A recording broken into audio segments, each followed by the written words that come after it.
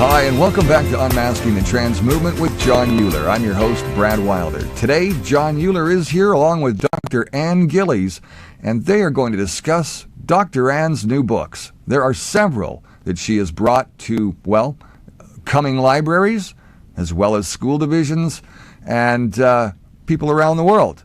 You need to unmask the trans movement with us, and Dr. Ann is going to provide an excellent source of information and really help your children understand through these books.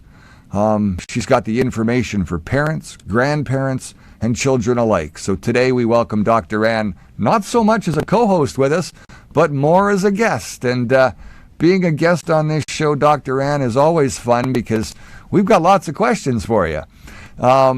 John, welcome back as well. Great to have you here. John, you and Dr. Ann have known each other for quite a while now. Your relationship has continually grown over the years. I know that last winter, Dr. Ann came down, and I wanted to go to South Carolina for a visit too, for that matter. Obviously beautiful weather down there and great to go in the winter, but that relationship between the two of you has just kind of kept building, and you guys, you're BFFs, you're best friends forever. I think that the level of what do I want to solve? Clinical, and not only clinical but educational, is something that's unsurpassed and unmet here in North America. There's nobody else like you two doing this. The others that are trying don't necessarily have the background. It'd sort of be like me trying to convince people that I know clinical, and I don't. So you bring a lot to the table, and today Dr. Ann has been able to convert that clinical into really a children's message that both parents, grandparents, and children are all going to be able to grasp really easy. So all these trans books in our school libraries being fed to our kids on a daily basis from the age of 5 at kindergarten level all the way up to grade 12, and then surpassing into university with the ideologies that come from colleges and universities throughout North America. So that being said, we teach them young, we get them the information they need, we let them make their own decisions, which is what life is supposed to be about. And I guess that's a great place to start, is obviously why? Why do we have to even bother attempting to do this at all, John? Brad, that is the question, and thank you as always. And Dr. Ann Gillies, my friend and colleague and our resident prolific author. So how could we not feature your newest book? And Brad, that is so true. We've got all this material being pumped into the schools that is really promoting. Talk about undue influencing, or unduly influencing. So Ann has just published another book. We're going to have her take some time off from all these books, but then we're also going to feature in the second half of this program. She's working on another one. So I may have a few floating in my cranium, but there's a big difference between having the ideas in your head versus actually putting pen to paper. Ann has done that. She has a number of books, and we're going to feature the most recent. So Ann, welcome back to the program. Well, it's been a little bit. I've had a hiatus from the program because I've been focused on writing. But yes, so let me show you the cover of my newest book. So this is it. There we go. I got my copy as well. So go right there. There you go. Wait, whatever. That's coming too. We've got it all. It's a beautiful book, and so I'm going to make an unashamed plug for you. So this book is not very big, and it's beautifully illustrated. You've got, let me see right there. You got beautiful illustrations all throughout this. But what's wonderful is this is actually a children's book. So you've shifted from left to right brain, right, as you went from a more academic approach to the subject of gender confusion, to now making something very accessible to both kids and parents. And what's beautiful is, I want to make a plug for it as well, at the very end, you have study questions for parents. And so what a neat thing. Parents are able to really engage in this material so that they can formulate and be prepared to have discussions with their kids. So talk to us about what was the genesis of whatever happened to Emily in your mind. Why did you shift from a more academic, you've got another academic book coming out, to all of a sudden a children's book? Well, requests. Parents have been saying we need a book for our children. We need something that's honest and truthful about some of the context and content that goes into these children's lives, in their thinking, that they actually can even be in the wrong body. So I thought about that. I was kind of on a roll. I'd just written Implosion, and When the Pendulum Swings Too Far, which really wasn't academic either. And I kind of sat down and I thought, oh my, I've never written a children's book. How is this going to work? And I just started writing, and I wrote it in a week, which I just don't do that kind of thing. But it just came really easily. And probably the best endorsement I have was when my husband read the manuscript, and he said, it sounds like two kids just sitting chatting to each other. And I went, perfect. It's what I wanted to be able to convey. But it's really meant for parents as well to read alongside, especially younger children. Amazon puts it at ages 7 to 14. I would say between 7 and 10, that parent needs to be sitting alongside, and even older, but the parent needs to be reading to the child and then discussing it even when they go along. But it's certainly for 9, 10 to 14-year-olds. I mean, they can pick it up and read it. And it's only like 70 pages long. So it's very readable for children that age, for sure. But it's in a direct opposition, if you want to say, to what they are actually hearing 6 hours a day in the classroom about all the whole transgender and that how easy it is to be and all of that stuff. So yeah, I wanted to give the other side of the story.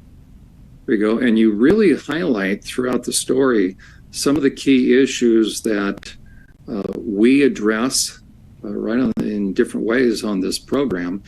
Why don't you, though, give an overview? So it's an intriguing title, right? Whatever Happened to Emily. So what can parents or grandparents expect when they get this book? What is it that, who is Emily, and the nature of the question? Well, and the question and the title, I mean, it was also one of those things that just kind of came to me, but it's the question that parents ask when their child comes home with this news that all of a sudden they want to change sexes, and I'm going to keep that as sex. Gender, that's what they're told, but there's such confusion between sex and gender. It's all kind of combined. So whatever happened to my child? What has gone on? What is going on? And so this book kind of explains that process. So the storyline is two young girls. They meet when they're preschool, 4 years old, in a park. Very easy, two young girls, and then they become best friends. And these two girls, then I track between the ages of 4 and 14. And so although they're very best friends, they live in very different homes. And Emily encounters some traumatic events in her early childhood and growing up, which is very typical of children who then decide that they want to become cross-sex identifying.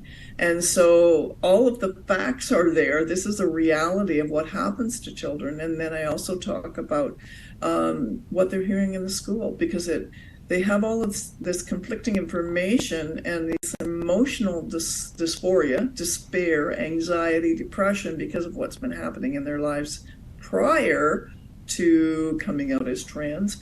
And then that information is validated in the sense that, this is why.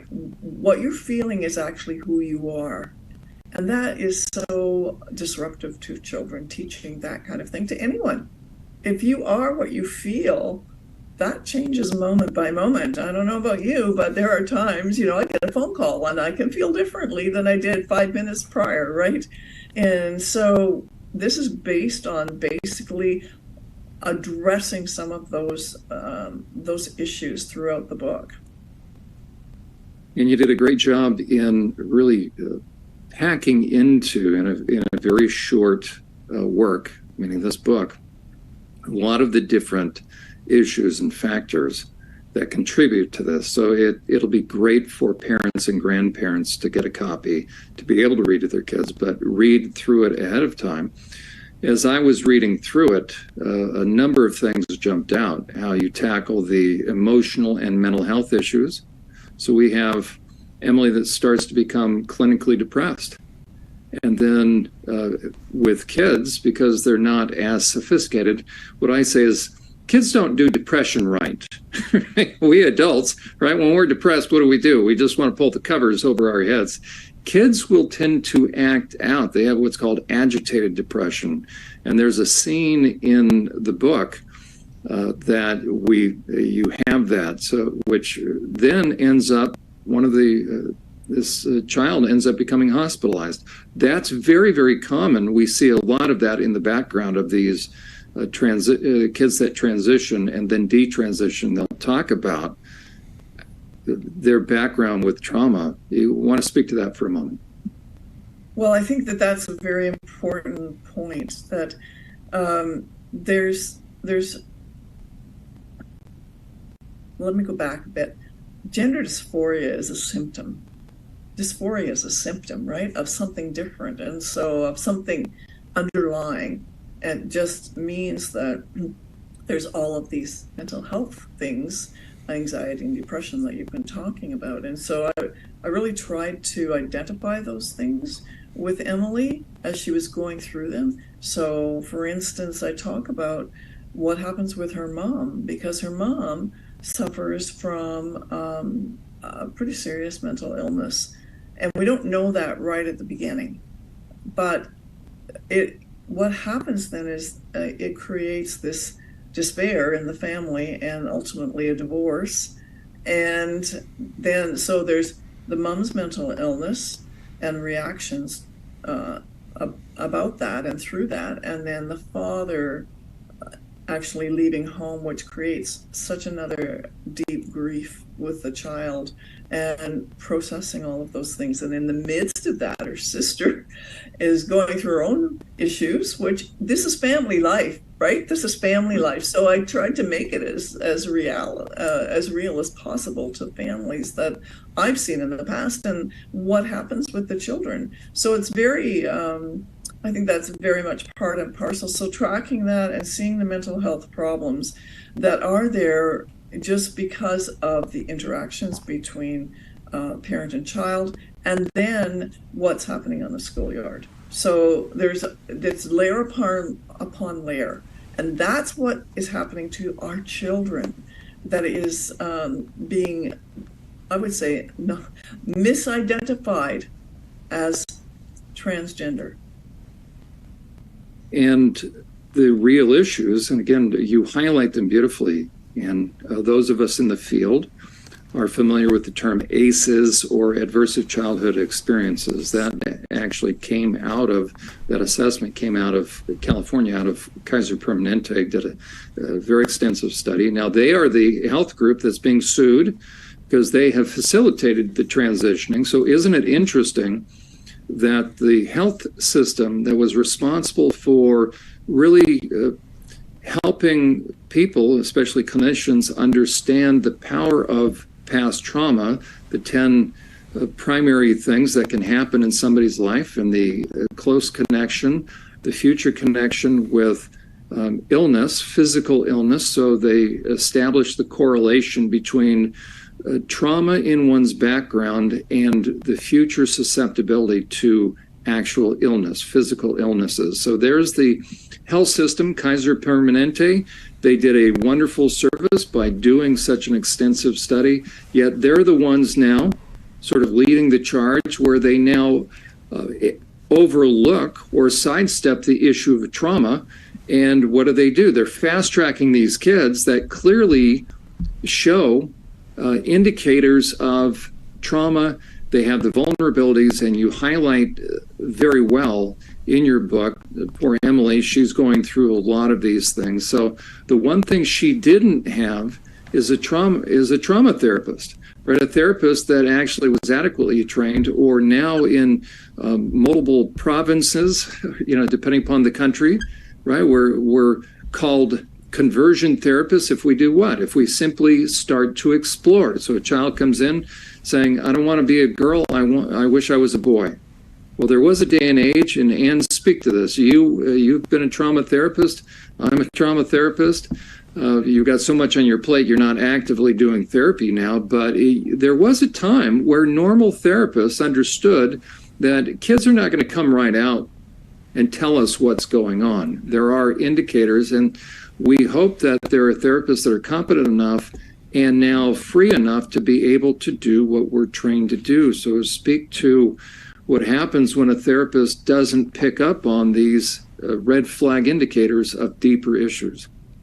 Well, first of all, I believe it's malpractice not to pick up on those issues. That's what we're trained to do. We were trained to do that, John. I will say that what's happening in the universities now is not the same kind of training overall. Therapists are basically being trained to focus on racism, and trying to apologize for it, particularly if they're white, instead of looking at the person in front of them or the child in front of them and seeing them as this individual that comes as a complete package holistically, and that has a history that has been paramount in developing the symptoms that the therapist might see.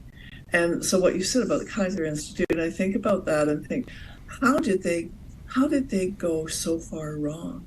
Like, it's just mind-boggling when you think that this group brought the reality of psychological trauma and physical experience and physical disease that can happen down the road, the propensity and the sense where one precipitates the other often, and now they're creating the physical mutilation or applauding the physical mutilation of children's body instead of dealing with the pre-existing traumas. That's it's malpractice. It's a disgusting cover-up, isn't it? It's a disgusting cover-up for real issues that they need to get help with. And it's not just the children anymore, it's the parents too. No. And that's the part that, is the most concerning, that these parents should recognize that they need their own help. You got that. That's really right, Brad. I actually am working through some stuff with another book on that, because parents are thrown into this when a child comes to them with all of these ideas, and children have all kinds of ideas. We're all parents here. Well, they've been taught a lot of ideas too, Dr. Ann, by the education system that is filling their heads with this garbage. Well, that's right. They come home from school, and not only the education, but their peers, right? And social media, because certainly I'm not thinking so much of 7-year-olds, although 7-year-olds carry around cell phones, which is, I don't even want to go there right now because I don't want to make parents too upset with me, but we need to start limiting some of that, a lot of that. But yes, they have all these things, and they come home then and tell the parent, I'm no longer Sally, I'm Sam. I'm a boy. I've known for years I'm a boy. And the parents, you're sitting around the supper table, and the parents are in shock. It's traumatizing for the parents. Can you imagine? And so many parents are experiencing this. And so this book helps parents with some of the ideas and some of the experiences that a child might encompass, and certainly Emily encompasses. And it sheds some light on some things for parents who go, what am I supposed to do about this? So, because who knows? There's no guidelines. There's no rule book for this. And there shouldn't be. I mean, ultimately, really, we shouldn't have to deal with this. we do because it's been created.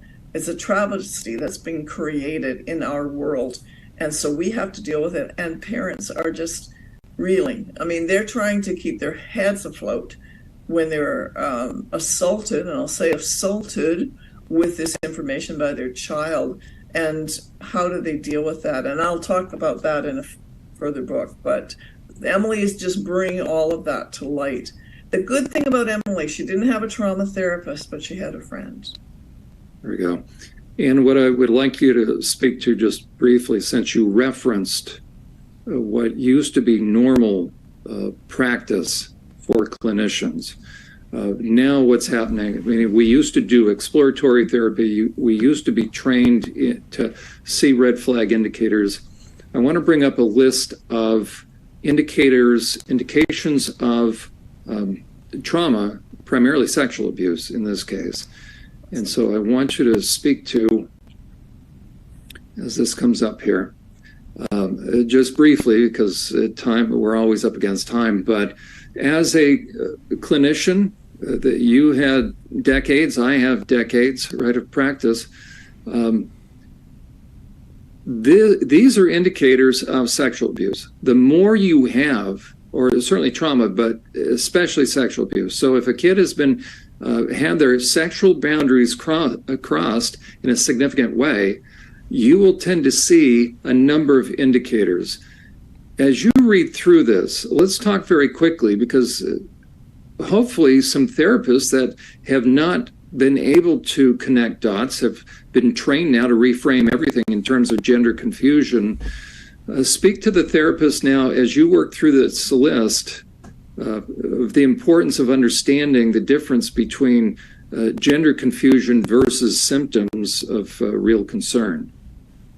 Well, you look at this list, John, and I hope the viewers are scrolling down as we talk, because this list is just so important when we think about these children and young adolescents.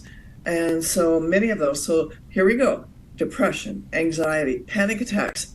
You know, they're so overwhelmed by all these thoughts that are going through their minds and all of the feelings. So you can find the panic attacks, self-injurious behaviors. This is huge with young girls. I didn't get into too much with that, Emily, but cutting. So these girls and the parents may have never experienced that before, or it may be a precursor to the trans identification because there's sexual abuse already that's been happening. The parents may or may not be aware of that. And that's why we need to explore what's causing the symptoms of dysphoria, gender dysphoria. So hating one's body, Nancy Piercy does an awesome work in that. I can't remember the title, just Nancy's name, but she does a wonderful book on the body. And you know, our body it's intricate.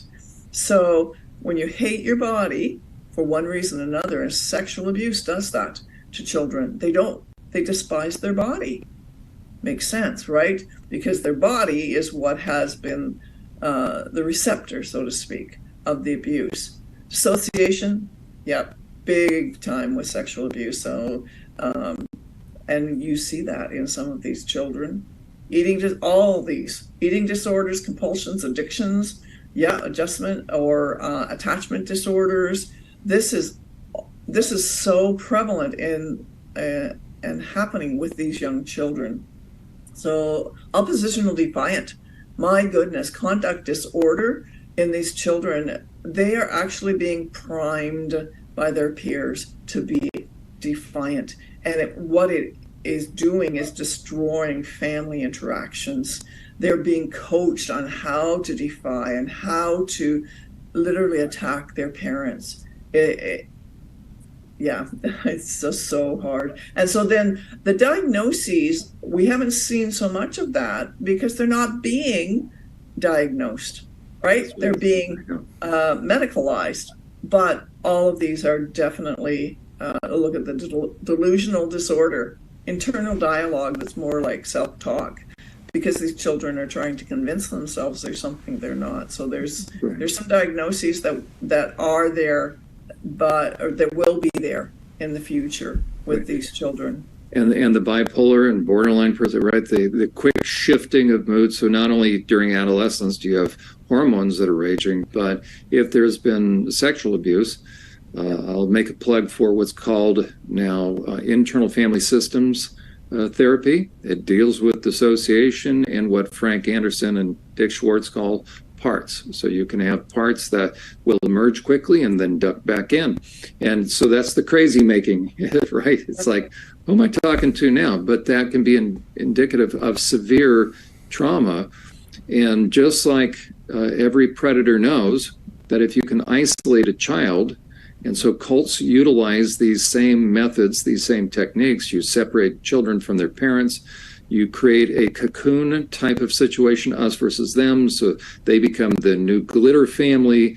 And abuse, if it hasn't taken place already, it certainly will then be ripe for that kind of situation for predation, and then you'll start to see the shifting of mood states. So what a travesty, and that these kids are being fast-tracked after one session instead of allowing and empowering a reasonably protective therapist who were mandated reporters.